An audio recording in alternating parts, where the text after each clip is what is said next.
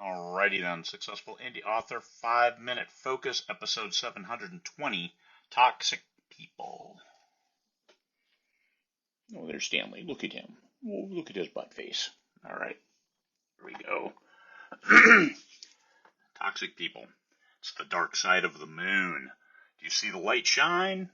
Well, reflect. Or do you see the dark side of the dark side of every issue? They steal for energy from you every damn time. I've had some co-authors, and I dreaded seeing the email with, hey, I've got an updated chapter coming. And I just dreaded seeing it. And almost every one of those times, I ended up cutting ties because I had to. It was so painful to do. And usually it cost me a lot of money. Hey, here, just take an advance, leave, go away. Because it was harsh. And you've got to give yourself some space to say no, to cut ties. Otherwise, you're going to suffer. And you're going to anticipate suffering. And you're going to worry about suffering. And on top of that, you're going to suffer. So the toxic people are always up for destroying a good mood. The energy in a room gets sucked out when they come in. And we've all experienced these kind of people. Exit the room. Leave. It's okay. It's okay to give yourself space to not be dark clouded. So remove them, even if only from your thoughts. And this is the hardest part. Sometimes people are in your life, their family, their neighbors, they're there. So you hold them at arm's length. You do what you can to not let them live rent-free up here. Don't give them that real estate because that gives them power. You might try to have a good conversation. However, you cannot commiserate with the black hole because it sucks in all light. You can't bring light there because it'll suck it in. The black hole of our existence are those toxic people. And maybe at some point in time they'll realize how toxic they are. And I've gotten pulled into those things too throughout my life with people who just complained all the time, and you just sit there and complain.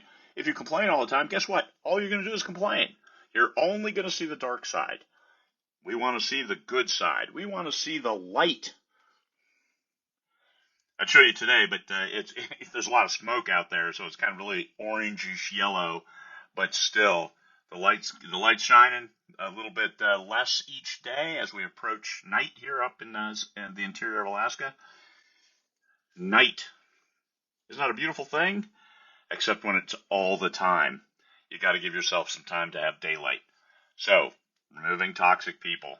This is one of my common topics because I need to remind myself of that it's okay to say no. It's okay to ignore. And this is something I get a lot of messages during the day.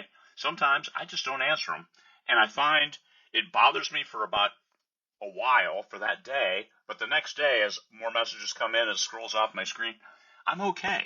I'm okay with it because I didn't get sucked into this black hole of doom where no light escapes. So no matter how you try to shape it and shine the light and say, please be happy, you're not going to get that result.